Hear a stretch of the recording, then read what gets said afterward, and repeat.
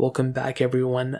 I was kind of thinking that the iPods are probably dead. I don't think anybody's really going to be probably even in the market for an iPad anytime soon. But there was a tweet that John Prosser put out recently, basically saying, oh, if you didn't think there would be hardware at a WWDC, you're wrong, or whatever the case is. He tweeted something like that. And that got me thinking the easy answer here is probably it's going to be a MacBook or something like that. But I think in this day and age, one of the most important things about an iPod is it's technically the lowest price device you can get to get into the Apple ecosystem. And I know there's a lot of developers out there that just buy these iPods literally just for a testing device of their apps. So instead of them buying, a $400 iPhone SE or a $600 iPhone 11, they can buy a $200 iPod Touch 7th generation and essentially still get iOS support and build their apps on their iPods. And it's a really good thing. I mean, the iPod Touch 7th generation is still fairly fast for the most part, but the really cool thing about the iPod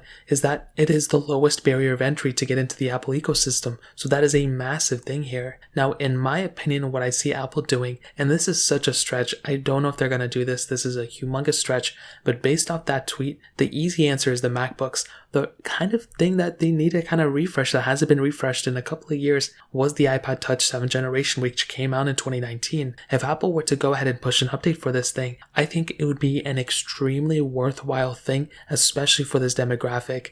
Apple is still developing 4.7-inch panels and 4.7-inch phones because of the iPhone SE 2. I truly do believe that Apple will probably end up making some sort of iPod Touch 8th generation. I don't know if it's going to come in WWDC, but the fact that we're getting all these reports and the fact that, the iPod Touch 7th generation is essentially on its last leg when it comes to iOS 15. It's probably going to get iOS 15 and then it's done. I kind of think that if we don't get the 8th gen iPod right now, it's probably going to come next year. And just like how the 6th gen iPod was still getting iOS 12 support and then it eventually stopped and the 7th generation iPod came out, they need to push out an iPod that's like the A13 chip, or unless they're going to retire it fully. It's one or the other. They're at least going to drop one more, or they're going to drop it entirely. And I probably think they're going to drop one more, have it supported for a little bit longer, and then at that point they're probably going to end the entire iPod Touch series and iPod lineup in order to focus more on Apple Music. And the fact that they're pushing out all these features in Apple Music makes me think that they may actually go ahead and make another iPod Touch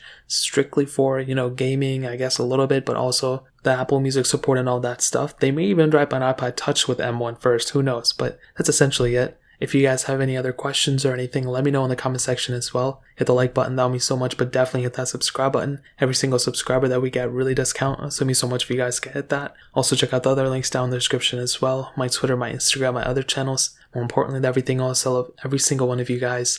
Hopefully I'll catch you guys in the next video. Peace out till then.